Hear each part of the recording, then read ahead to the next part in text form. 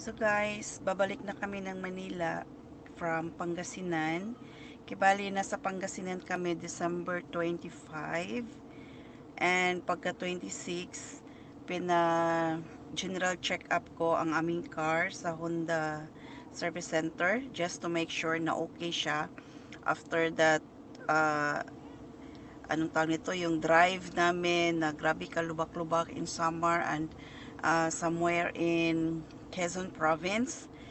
And itong video na to, halo-halo na to guys. So pupunta kami ng Power Plant Mall just to see the lights of the building. Kasi nasa ano kasi, bucket list ng aking mga anak. Tapos, ayun, back to Pangasinan thing. Nandun kami. Pagka 27, may reunion si Daddy Ike sa kanyang elementary batch. So marami sila. Napakasaya. What else? Namasyal kami sa Maxine by the Sea na restaurant na dati namin kinakainan ng aking kapatid and pamangkin and brother-in-law. Doon kami laging nag-hang out noon while I was working in Swal Power Plant. Tapos, pagka 28, nag-join kami ng wedding anniversary celebration ng aking brother-in-law at ng kanyang wife, of course. Doon sa Pangasinan, nakikiselebrate na rin kami kasi hindi mo kami nag-wedding anniversary nung anniversary namin ni Habi kasi nasa work man siya.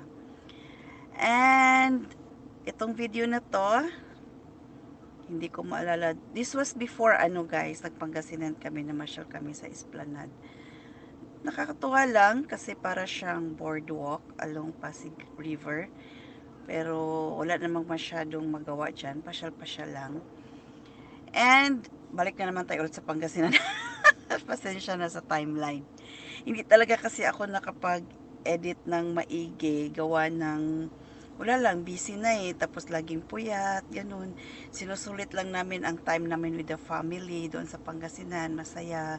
After 6 years, nakauwi kami ulit. And pagka 28 ng gabi, bumiyahin na kami pa Tarlac kasi nag Mount Pinatubo ang aking mga anak with Daddy and Kuya Brian pagka 29. Tapos ako nagpa wellness spa kasi hindi ko kayang magpinatubo escapade. Ay i-edit ko rin yung video nila at i-upload ko. So for now, while nag voice over ako nito guys, andito kami sa barge kasi tatawid kami from Batangas to Calapan Port. Actually, kami lang dalawa ni Habi kasi ang aking mga anak ay umuwi na sa CDO. Nag-airplane sila kahapon. So, somehow nakakalungkot kasi syempre after that, masayang banding. Tapos kami na lang dalawa. At this time, ako talaga ang magdadrive. Like kanina, from Manila to Batangas, ako ang nag-drive kasi meron kasing sciatica si Daddy Ike. So, hindi talaga siya makapag-drive ng long drive. Anyway, mag-enjoy din naman ako sa driving. So, maganda na ang daan so far. Hindi kami naka-experience ng lubak-lubak. Kahit Manila to Pangasinan guys, nakaka-relieve na maganda ang daan. So yun, it's day 2 of our just the two of us Philippine looping. So pakiabangan po ang aming mga videos.